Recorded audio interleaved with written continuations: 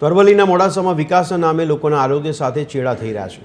રહેણાંક વિસ્તારની વચ્ચે ધમધમતા ડામર પ્લાન્ટના ઝેરી ધુમાડાથી 5 સોસાયટીના રહીશોનું જીવવું મુશ્કેલ બન્યું છે।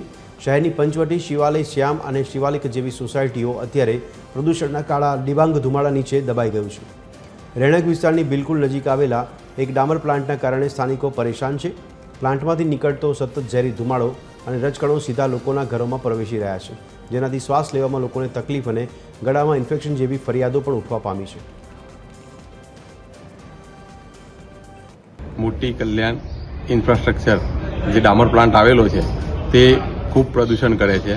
ટાયર સળગાવવામાં આવે છે અને જે ડામર ગરમ કરીને જે એર પોલ્યુશન થાય છે, જેના કારણે દિવસ રાત આજુબાજુની સોસાયટીઓ તથા જે સ્કૂલો આવેલી છે અને જેની અંદર 4 થી 5 હજાર બાળકો અભ્યાસ કરે છે, તેમના સ્વાસ્થ્ય ઉપર ખૂબ ખરાબ અસર પડી રહી છે।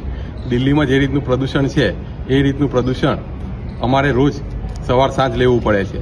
અને અહીંયા અમારો જે ડામર પ્લાન્ટ છે તે રહેણાંક વિસ્તારમાંથી ખસેડી અને અન્ય રહેણાંક વિસ્તાર ના હોય ત્યાં પ્લાન્ટ અહીંથી ખસેડવામાં આવે, જેથી ભવિષ્યમાં અસાધ્ય રોગો જેવા કેન્સર અને ગંભીર બીમારીઓ ભવિષ્યમાં ફાટી ના નીકળે તે માટે અમે બેનશ્રીને અહીંયા રજૂઆત કરવા માટે આવ્યા છીએ।